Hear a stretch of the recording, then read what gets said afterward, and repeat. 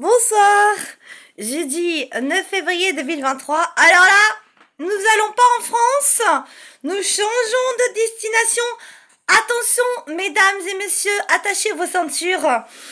La température au sol est de 38 degrés. Nous sommes en Algérie, à Alger exactement.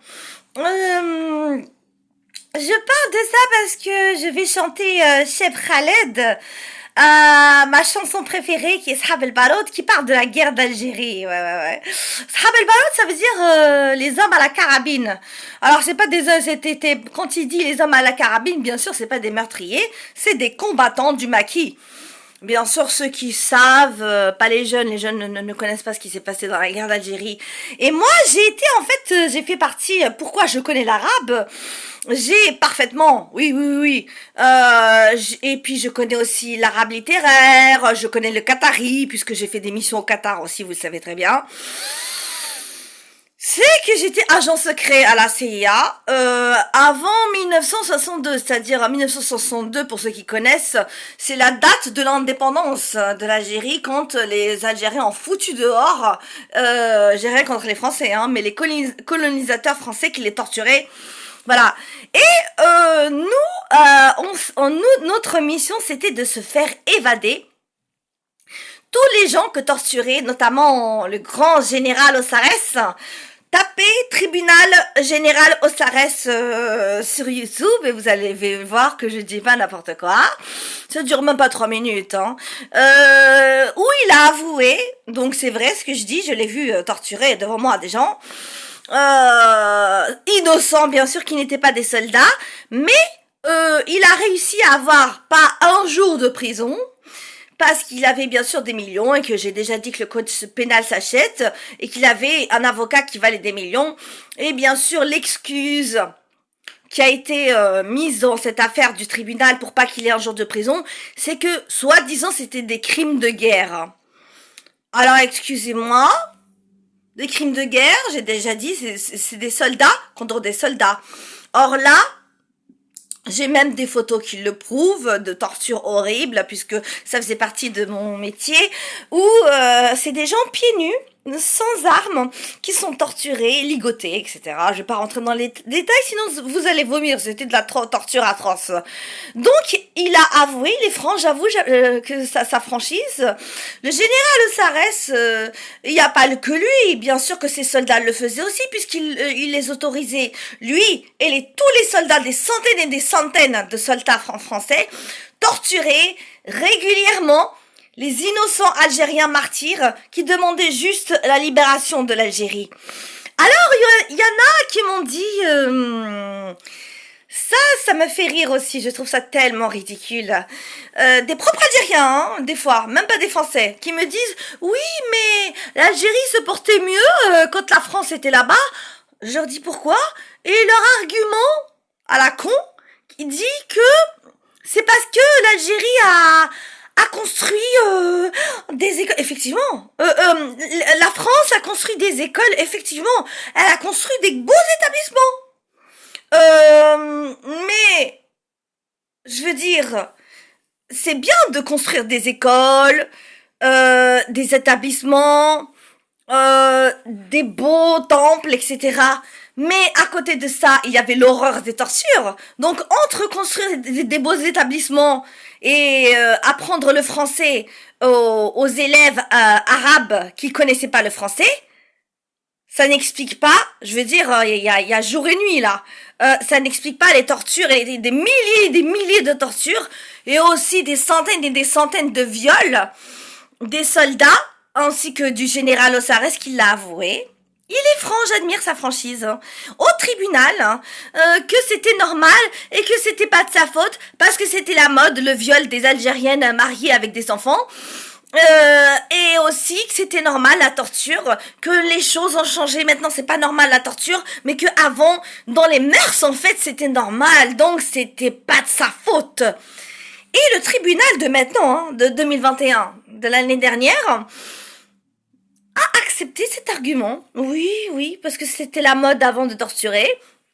Donc, il n'a pas eu d'où donc notre mission c'était de libérer tous les prisonniers qui subissaient des tortures atroces. On a vu, mais on a tout. Je connais tout sur les techniques de torture puisque j'ai vu ce qu'ils leur faisaient. Donc on les libérait. Et du coup j'ai appris l'arabe, voilà. Et pour vous dire que c'est pas parce qu'on construit des écoles et c'est pas parce qu'on construit je sais pas quoi des temples, tout ce qu'on veut qu'on a le droit de coloniser un pays. Et surtout que même ceux qui torturaient pas, vous savez ce qu'ils faisaient? Ils étaient traités exactement comme les esclaves noirs en Amérique. C'est-à-dire on considérait les Algériens et les Algériennes qui étaient pas torturés, qui étaient des domestiques dans des maisons, comme des chiens. Ramène-moi ça, fais le ménage, c'est bien, t'es un bon chien. Voilà comment, c'est-à-dire que l'Algérien et l'Algérienne, c'était pas de leur faute, les colonisateurs français, c'était comme ça dans leur tête. C'était des gens arriérés, qui étaient comme des animaux, exactement comme ce que disaient les colonisateurs des Africains. C'était comme des animaux, il fallait les éduquer, leur apprendre les bonnes manières, et qu'ils n'étaient pas des êtres humains, que c'était des chiens. Voilà. Je connais tout ça, j'ai étudié tout sur la guerre d'Algérie. Parce que j'ai été espionne là-bas. Et je connais l'arabe parfaitement. Allez, plaçons à la fête. Sahab El Baroud, Cheb Khaled, un énorme chanteur qui a commencé tellement bas. Il était pauvre en Algérie.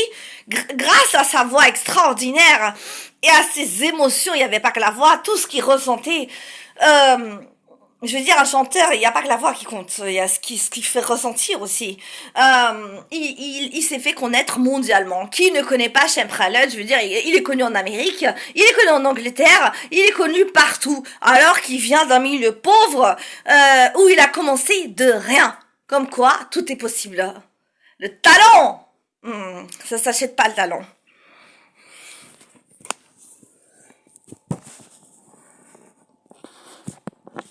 C'est parti, les hommes à la carabine, les hommes du maquis.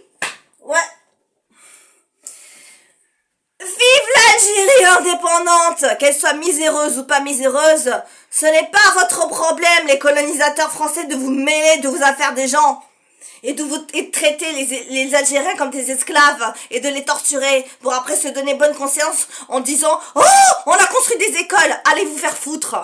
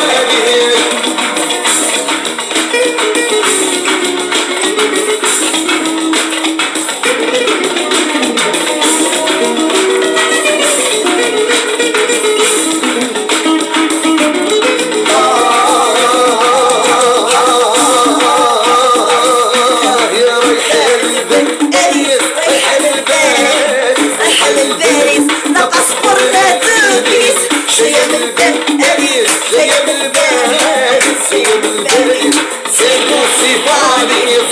صباح صباح صباح الكرابينة، صباح صباح صباح الكرابينة. يا شبابي يا شبابي يا مدمرين إذا الحالي.